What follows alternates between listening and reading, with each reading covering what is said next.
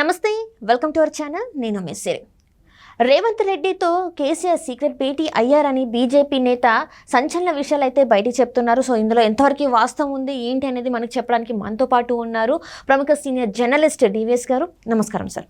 నమస్తే సార్. రేవంత్ రెడ్డి గారితో మాజీ ముఖ్యమంత్రి కేసీఆర్ గారు సీక్రెట్ భేటీ అయ్యారు అని చెప్పేసి మనకు వార్తలు వస్తున్నాయి అండ్ బీజేపీ నేత కూడా చెప్తున్నారు. సో ఇందులో వాస్తవం ఉందంటారు? అసలు రాజకీయంలో ఏది వాస్తవం ఏది అవాస్తవం అనేది వాళ్ళు చెబితే తప్ప తెలిసే పరిస్థితి కనపట్లేదు. ఎందుకంటే కేసీఆర్ రేవంత్ రెడ్డితో భేటీ అంటే అది మామూలు అంశం కాదు. ఏది అందులో ఈ పరిస్థితుల్లో ఇప్పుడున్న బీఆర్ఎస్ సిట్యుయేషన్లో, అది కూడా పార్లమెంట్ ఎన్నికలకు ముందు, ఒకవైపు ఏమో అన్ని పార్టీలు ఎవరి ప్రచారంలో వాళ్ళు ఉన్నప్పుడు, ఎవరి అభ్యర్థుల ఖరారులో వాళ్ళు నిమగ్నమై ఉన్నప్పుడు, మరి అటు కూతురు కవిత అరెస్టు, ఇటు ఇక్కడ ఫోన్ ట్యాపింగ్ కేసులు, మరోవైపు అటు కాళేశ్వరం, ఆ తర్వాత మిషన్ భగీరథ, మిషన్ కాకతీయ, ఇలా వరుసబడి విచారణలు, ఎంక్వైరీలు గత 10 ఏళ్ల బీఆర్ఎస్ కుంభకోణాల పైన జరుగుతున్న దీంట్లో కూతురు జైలుకి వెళ్ళినటువంటి పరిస్థితుల్లో, మళ్ళా కొడుకు పైన కూడా అనేక కేసులు దాఖలవుతున్నటువంటి పరిస్థితుల్లో రేవంత్ రెడ్డిని కేసీఆర్ కలిశారంటే మరి అనేక రకాలైన అనుమానాలు. ఎందుకంటే జనరల్గా ఇలాంటి సిట్యుయేషన్స్లో కలవటం అనేది సహజం.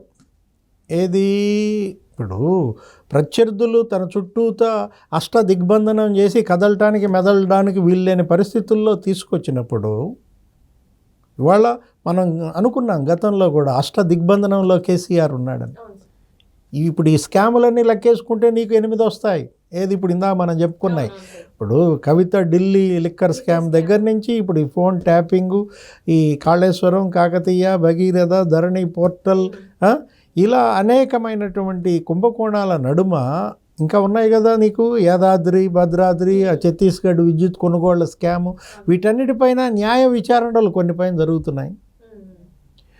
మనం ఇలాంటి పరిస్థితుల్లో అటు విచారణలను ఎదుర్కొనే ధైర్యం సన్నగిల్లిందా? వీటన్నిటినీ ఎదుర్కొని కడిగిన ముత్యంలాగా బయటకు వస్తానని ఒకవైపు కూతురు చెప్తాను. ఎవరు? కవిత. మరి కవిత అంత ధైర్యంగా ఉన్నప్పుడు మరి పెద్ద ఆయనలోనే ధైర్యం సడలిందంటారా? ముఖ్యమంత్రితో మాజీ ముఖ్యమంత్రి భేటీ అయ్యారని నేను అనుకోను. ఇది గాసిప్పా, లేదు ప్రత్యర్థులు పుట్టించినటువంటి అంశమా, లేదు నిజంగానే కలిశారా? కలిశారంటే కలిసి ఉండొచ్చు. ఎందుకని? అటు కుంభకోణాలు, కేసులు, జైళ్ళు, విచారణలు, ఇలాంటి పరిస్థితుల్లో మరి పోరాట పటిమ సన్నగిల్లిందా? ఎవరు? పోరాట యోధుడుగా నిన్నటిదాకా మనందరి కళ్ళ ముందు ఉన్నటువంటి కేసీఆర్లో పోరాట పటిమ సన్నగిల్లిందంటావా? అంటే శారీరకంగా ఆయన కొంత అనారోగ్యం కావచ్చు, మొన్న తొంటి ఎముక ఆపరేషన్ కావచ్చు. ఇప్పుడు ఇన్నాళ్ళు ఇప్పుడు ప్రచారం అన్నీ ఉధృతం చేశారు కదా, అన్ని పార్టీలు ప్రజల్లోకి వెళ్ళిపోతున్నారు. బహిరంగ సభలు కూడా మనం చూస్తున్నాం. రేపో మాపో బీజేపీ తరఫున బహిరంగ సభలకి మోడీ, షా, నడ్డా కూడా వస్తున్నారు.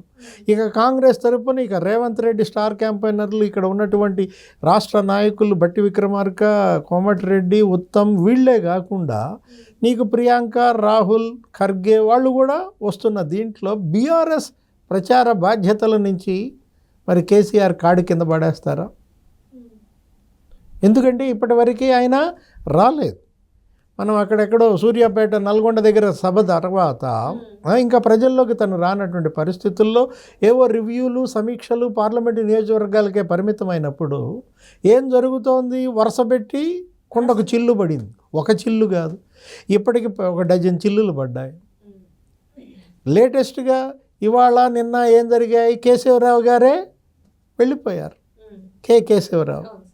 అసలు కేకే బీఆర్ఎస్కు దూరం జరుగుతారని నువ్వు ఊహించావా?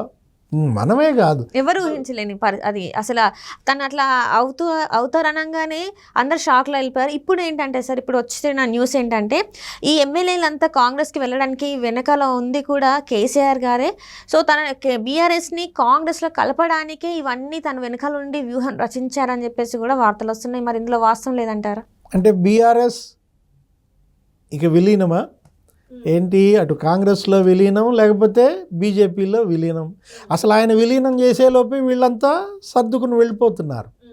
ఇప్పుడు కేశవరావు వెళ్ళిపోవడంతోనే ఇంకా నీకు అర్థమైపోయింది ఏది, ఆయన ఏమని చెప్తున్నారు, 55 ఏళ్ళు నేను కాంగ్రెస్లో ఉన్నా, ఘర్ వాపసీ అన్నాడు.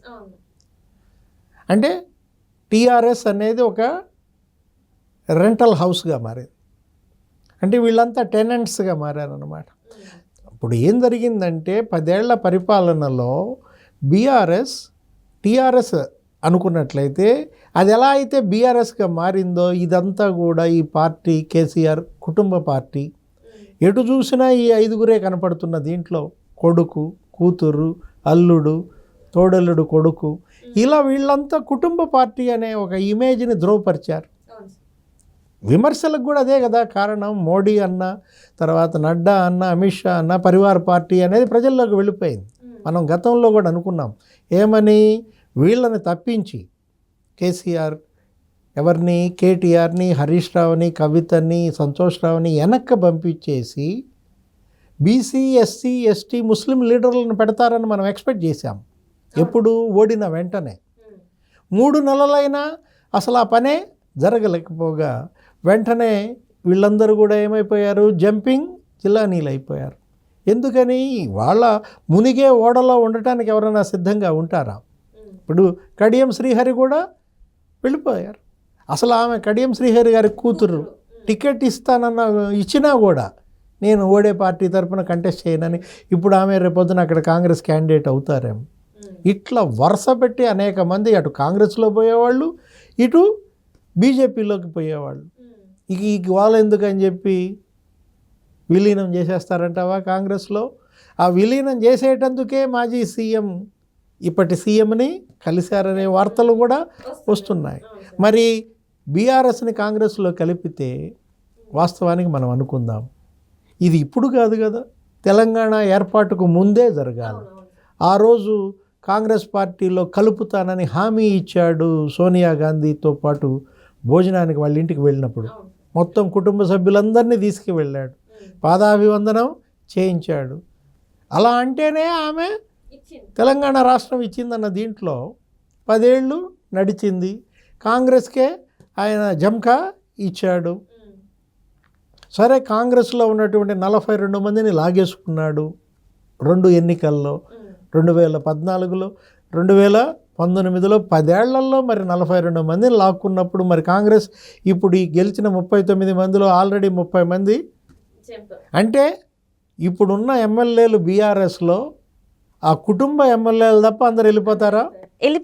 వెళ్ళిపోయారు, ఆల్రెడీ వస్తున్నారు అని చెప్పేసి రేవంత్ రెడ్డి గారే స్వయంగా చెప్తున్నారు కదా సార్. ఇంకా కొంతమంది ఏంటంటే ఎన్నికలు అయిన తర్వాత వెళ్దామని కొంతమంది ఆగినట్టు, అక్కడే ఉండి కాంగ్రెస్ గెలుపుకి సహకరించమని చెప్పినట్టు, అందుకోసం వీళ్ళు ఆగినట్టు. ఏది ఆ మిగతా బ్యాచ్ ఈ క్యాపిటల్ ఏరియాలో అంతా కూడా జీహెచ్ఎంసీ పరిధిలో అన్నమాట. ఇక వాళ్ళు వీళ్ళు వచ్చి కలవడం ఎందుకు, మనమే విలీనం చేస్తే పోలా అని ఒక ఇచ్చాడా సందేశం, సిగ్నల్. సో 10 ఏళ్ల ముందు జరగాల్సింది ఇప్పుడు జరుగుతుందంటారా? మరి దేవుడి స్క్రిప్ట్ అంటావా జగన్మోహన్ రెడ్డి భాషలో? ఎలా దీన్ని చూస్తావు? అప్పుడు కలపాల్సింది అప్పుడు కలపలేకపోయాడు కాబట్టి ఇప్పుడు నిమజ్జనం చేస్తున్నాడు. అంతే అలానే అనిపిస్తుంది. ఇది విలీనమా నిమజ్జనమా? అంటే ఇప్పుడు మనకి హైదరాబాద్లో మనకు తెలుసు గణేష్ నిమజ్జనం. రేపు వినాయక చవితి వచ్చేదాకా పార్టీ ఉంటుందంటావా? ఇలాంటి పరిస్థితుల్లో మరి కాంగ్రెస్లో కనుక విలీనం చేస్తే మోడీ కోపం రాదు, అందుకని బీజేపీలో చేస్తారు. బీజేపీ షేర్ అడగరు వాళ్ళు. ఇప్పుడు నువ్వు చేస్తే విలీనాన్ని బీజేపీలో చేయి, కాంగ్రెస్లో చేస్తే ఇంకా అక్కడ కేసులు టైట్ అవ్వవు. అంటే ఒకవైపు రాష్ట్ర ప్రభుత్వ కేసులు, మరోవైపు కేంద్ర ప్రభుత్వ కేసులు. ఇక్కడ సిఐడి, ఏసీబీ, ఇక్కడ వీళ్ళ ఏజెన్సీలు, అక్కడేమో ఈడీ, సిబిఐ వాళ్ళ ఏజెన్సీలు. ఇలాంటి పరిస్థితుల్లో కేసీఆర్ ముందు నుయ్యి వెనక గోయి.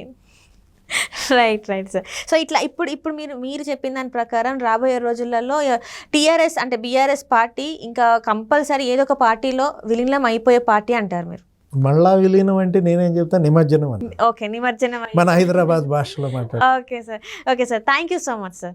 నమస్తే.